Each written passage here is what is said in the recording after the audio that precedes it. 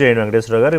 ఏం చెప్తారు ఈ డ్రామా కింగులు? ఎవరికి వాళ్ళు ఎంత ప్రయత్నాలు చేసినా సరే, మీరు లక్ష్యపూరితంగా మీరేం చేయట్లేదు, జరిగేవి జరుగుతాయి. ప్రతి దాని మీద ఒక సిట్టు, ఒక విచారణ, తాజాగా ఇసుక మాఫియా మీద కూడా. అలాగే ఒకటి వ్యవసాయం చేసేటప్పుడు మంచి పంట తీయాలంటే కలుపు మొక్కలు కూడా తీసేయాలి. మీకు తెలియదు కాదు అది. ఇప్పుడు ప్రజలు ఏమనుకుంటారంటే 100 అబద్ధాలు, ఒక అబద్ధాన్ని 100 సార్లు చెప్తే నిజం అనుకునే ప్రమాదం ఉంటుంది. సో ఆ ప్రమాదం నుంచి బయటపడడానికి చర్యలు తీసుకోవాలి. కక్షపూరిత రాజకీయాలు చేయమని నేను అడగను. 100% సార్. మేము ఎక్కడా కూడా వాళ్ళు ఏదైతే తీసుకొచ్చి అబద్ధాలు ప్రచారం చేయాలనే ఉద్దేశంతో ఒక పేపరు, ఒక ఛానల్ ఉంది కాబట్టి వాటిని పెట్టుకుని వెంటాడుతున్నారు.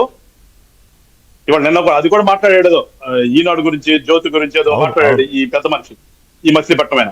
కానీ ఒకసారి వెనక తిరిగి చూసుకోవాలి. అదే నేను అంటుంది, నీ టీవీ, నీ పేపరు దేనికోసం ఉంది అసలు? జర్నలిజం గురించి నువ్వు మాట్లాడే ముందు నువ్వు కూడా జర్నలిజం పెట్టావు కదా, దాంట్లో ఒక్కడన్నా విలువలు ఉన్నవాడు ఉన్నాడా? నేను కూడా అట్లా మాట్లాడదలుచుకోవాలా.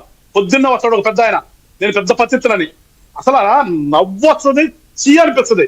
జర్నలిజం అంటే ఎంత దరిద్రంగా ఉంటుంది అన్నంత విసుగొచ్చేటటువంటి పెద్ద వ్యక్తిని పెట్టుకున్నటువంటి మీరు ఎట్లా ఎవరి గురించి ఏం మాట్లాడతారు మీరు? సో మేమైతే ఒకటే అండి, వాడు 100 మాట్లాడినా మేము కూడా ప్రజలకి ఏంటి నిజం, ఏది అబద్ధం అని చెప్పే ప్రయత్నం మేము చేస్తున్నాము. ప్రజలు అర్థం చేసుకుంటారు. అసలు ఇంకోటి ఏంటంటే రావుగా చెప్పినట్టుగా వాళ్ళకి నమ్మట్లేదు సార్ జనం. ఇవాళ వాళ్ళని ఎవరిని కూడా జనం నమ్మట్లేదు. అందుకనే వాళ్ళ యొక్క దుగ్ధ రోడ్డు మీద కట్టి మమ్మల్ని అరెస్ట్ చేయండి, మమ్మల్ని అందరిని ఒకసారి కట్టి పెట్టేయండి. ఎవడన్నా రాజకీయ నాయకుడు మాట మాట్లాడుతున్నా?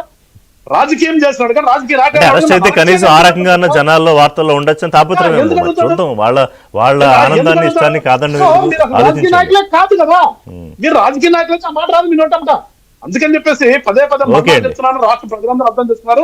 మేము కూడా ప్రజాస్వామ్యంలో ప్రజాయుతంగా పరిపాలన చేయాలి, రాష్ట్రాన్ని అభివృద్ధి చేయాలి, ప్రజలకి మంచి పరిపాలన అందించాలని ఒక ఆలోచనతో ఉన్నాం చెప్తే వాళ్ళకి లాగా మేమేదో కక్ష సాధింపు కాదు, అది ప్రజలు అర్థం చేస్తారు. థ్యాంక్ యూ వెంకటేశ్వర గారు, థ్యాంక్ యూ శ్రీనివాస్ గారు, థ్యాంక్ యూ వెంకటరావు గారు. ఇది ఇవాళ ఏబిఎన్ బ్రేక్ఫాస్ట్. మరిన్ని అప్డేట్స్ కోసం keep watching ABN Andhrajyothy. Jaganmohan Reddy and batch పంధ.